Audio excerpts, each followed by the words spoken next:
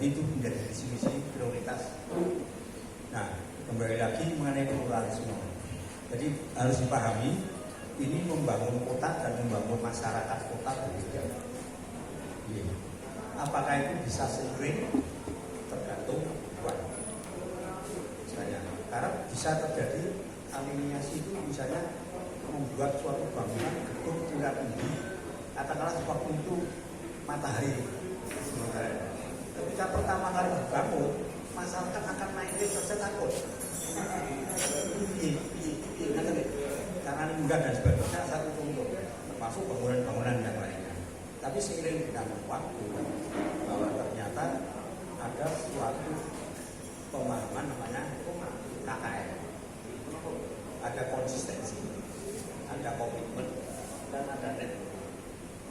Nah, konsistensinya di mana? Ternyata konsistensi masyarakat Kota Surakarta setiap kegiatan masih menggunakan tradisi adat budaya. Konsistensinya lagi bahwa ternyata pemerintah kota membangun fasilitas kota. Dalam hal ini misalnya untuk bangunan kelurahan, kecamatan dan sebagainya, bangunannya masih menggunakan filosofi arsitektur Jawa. Dan itu menjadi pluralisme identitas di tengah perkembangan Nun Sewu seperti rumah model apa gitu. Nah, pluralismenya bangunan di Kota Surakarta ini akan menjadi suatu identifikasi yang kemungkinan apabila kreativitas masyarakat bisa menjadi daya tarik wisata. Nah, ini ada komitmen yang jelas. Dan malah muncul namanya cagar budaya, baik peringkat daerah atau kabupaten kota, provinsi sampai ke tingkat nasional bahkan internasional. Sekarang apa yang dia inginkan di Kota Solo sekarang? Misalnya Solo the Spirit of Java. Apa yang dimaksud, hasilnya apa? Pernah ditanyakan. Dan waktu itu saya yang ditugasi sebagai ketua panitia untuk membentuk sebagai visi-visi kota, sebagai image branding, sebagai akhirnya ketemu namanya Solo the Spirit of Java. Hasil daripada itu sekian puluh tahun kemudian ternyata paralel. Satu, bahwa batik, keris, kemudian gamelan terakhir, wayang, kemudian huruf Jawa sebagai huruf ya semacam ditentukan UNESCO, ini kode daripada UNESCO. Nah, ini sudah level internasional. Kalau itu sudah menjadi level internasional, pertanyaannya apakah itu bisa diangkat oleh warga Kota Surakarta menjadi daya tarik wisata? Tuh. Nah, wisata yang paling cocok apa? Apakah situ dengan keunggulan makanan? Wisata itu ada 4 S. Satu, sun, sand, and sea. Sand pasir, sea adalah laut. Solo tidak punya. Tapi ada sound and soul. Nah, setiap aktivitasnya itu mesti ada budaya yang menyertai kegiatan semacam itu. Nah, sebetulnya yang agak geser kurang apa ya? Kurang bahasa ini sangat kurang punya slip. Pengertian slip kan? Tapi Solo ya punya identitas ini. Satu, S-nya pagi makan soto, siang makan sate, sore makan selat, malam hasilnya malam nasi sih. Artinya dari kuliner macam-macam menjadi gastronomi, bahkan ada namanya gastronomi diplomasi. Jadi makanan itu bisa dijadikan suatu sarana untuk berkomunikasi.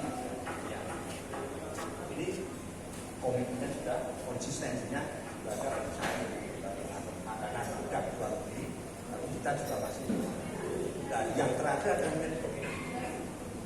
17 prioritas yang dibangun Kota Surakarta ini tanpa networking sulit sekali. mesti dari merenan ini banyak kota. Kota Solo dari kota utamakannya ini, ya kan? Ya, tapi kalau tidak punya networking, tidak, mimpi pun tidak bisa melakukan. Nah intinya kemudian dibentuk satu namanya teamwork. Nah teamwork yang berada di sini lintas berbagai macam. Realitasnya, kenyataannya Solo malah dijadikan suatu ajang kepentingan kegiatan-kegiatan yang bisa menjadi daerah wisata. Tapi realitasnya PAD-nya tidak bisa. Ada apa? Ya ada apa? Tapi apakah masyarakatnya itu kemudian juga tidak menerima dari limpahan kata pariwisata ini? Oh, menerima. Tapi apakah itu masuk ke daerah? Ini saya saja. Mana ada kegiatan? Parkir sepanjang kampung mana itu duitnya masuk PAD. Kalau yang ke dalam mesti masuk. Dihitung tapi yang di dalam tidak masuk. Tapi siapa yang menerima duit? Masyarakat, rakyat. Nah, bagaimana? Apakah dengan kegiatan itu bisa menunjukkan kesejahteraan masyarakat? Kan intinya kan itu membangun masyarakat di kota itu bisa sejahtera. Ya. Jadi sebetulnya ada jujur, ada untuk parkiran itu piro dan sebagainya. Termasuk pameran-pameran. Gitu. Pameran-pameran dan ini sebenarnya bulan depan ini malah akan diusahakan lagi di kota Solo hari koperasi. Nah, intinya bahwa kalau itu memang dijadikan suatu hal yang daya tarik wisata, berangkatnya dari budaya. Pertanyaannya tadi sudah menyinggung mengenai keraton, mungkin juga di Pulau Mangkunegaran. Jangan lupa bahwa keraton dibangun bukan untuk pariwisata. Ya, ini pemahamannya.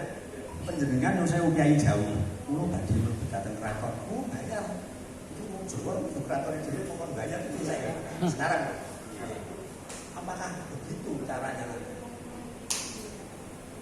Keraton dikembangkan ke pariwisata, bakar kopen, pasti kopen, wes kopen, ini ora kasih. Terawat tapi tidak terhormat. Gimana? Nah, padahal dari ketentuan negara, puncak-puncak budaya daerah adalah merupakan proses terbentuknya budaya nasional. Sekarang ada 20 plus 1 kegiatan budaya di keraton menjadi warisan budaya tak benda peringkat nasional.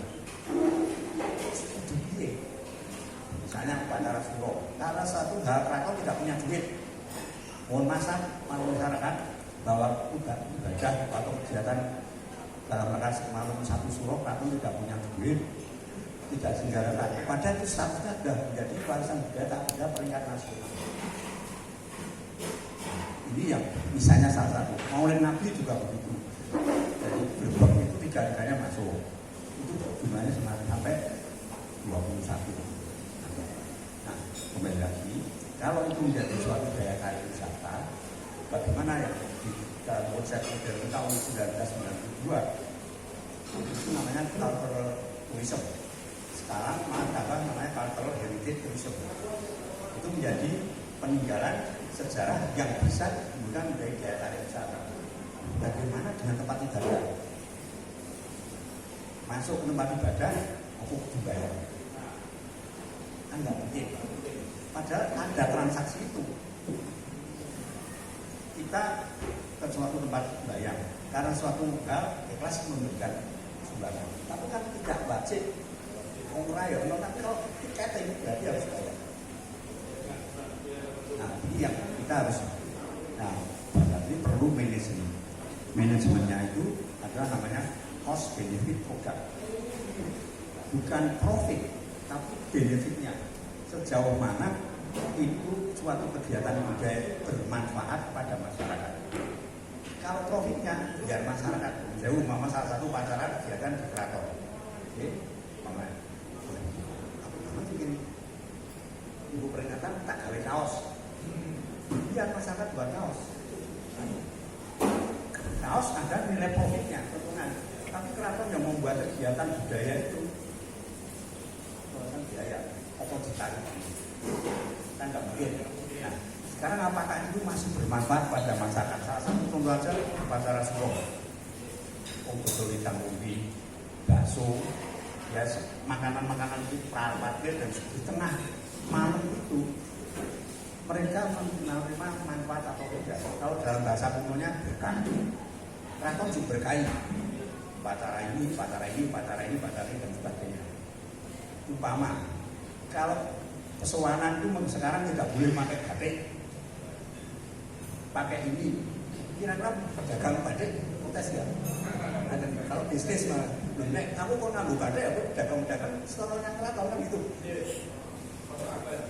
Ini mesti harus dipahami bersama. Nah, ke depan memang ada suatu hal yang mesti harus diperhatikan, termasuk tata ruang, tempat, tradisi adat, dan para pelakunya. Itu stakeholdernya. Bahas dari lagi itu, apakah dengan ini, misalnya, kalau sesuatu yang dimiliki, misalnya kalau gampang aja keraton punya 21 kereta kuno. Itu beban atau aset? Nah, aset, wah ini harus dijadikan tempat yang bagus daripada disimpan di garasi. Sudah disimpan yang bagus, orang boleh lihat dulu kereta ini dari ini, sejarahnya boleh dipakai ini semua. Orang bisa melihat, berkontribusi bayar, bisa berusulan dan sebagainya. Nah ini tidak gampang. Ini tidak gampang, perlu ya pos ada, tapi ada lembaga yang internasional yang bekerja sama dengan itu. Jadi Kiai Gendro Kucono di dunia itu cuma 5, ternyata tinggal 5 yang punya Inggris, Spanyol, Belanda sendiri, Indonesia. Satu lagi kalau nggak salah Prancis sama. Nah kita sudah menjalin. Jadi orang Prancis yang melihat kereta ini di museum sana atau orang Belanda di Rijksmuseum, kereta ini tidak hanya di Jawa, di Indonesia, di Keraton Surakarta juga ada. Diharapkan mereka datang ke sini. Nah, dengan dia datang ke sini, di sini harus bicara bahwa kereta ini ada kembarannya di negara ini, negara ini. Jadi ada koneksitas dari bagaimana marketingnya. Suatu contoh saja. Jadi mudah-mudahan kalau berkaitan dengan pengertian pemahaman dalam hal ini pariwisata, tapi yang penting bagaimana membangun masyarakat Solo dan kota Solo itu sinkron atau tidak. Artinya fasilitas yang diperlukan, termasuk bentuk dari bangunannya, termasuk pakaian yang digunakan. Kalau ini potret atau video untuk semacam lomba, kejadiannya di mana? Orang tidak mikir apakah ini Solo ya? Time flies memoriously, so let me good memories. Ini dia, ya kan? Misalnya, ini utang dia dan sebagainya. Nah, apakah itu perlu? Sebetulnya waktu Gunung Jawa menjadi UNESCO di UNESCO itu ditetapkan, waktu itu Pak Wali Kota Pak Jokowi sudah besok itu buat semua tulis auditor Jawa. Nah, yang besar tulisan Jawanya apa Masainya, yang tulisan Latinnya kan gitu. Tapi masih ada menggunakan Latin. Tetapi ketika mandek, ketika pasar lebih ngolot dari lo, lah itu tulisannya ya ini loh, ini keliru. Untuk langsung dihapus. Dan ini suatu contoh saja pemahaman pengertian dari budaya Jawa itu ada 5: anggit, sangkit, rumit, bingit, dan rumit. Nah sudah, kalau mau belajar itu, saya kira ini kok ya. Sampai nanti dia ambil tanya jawab. Apa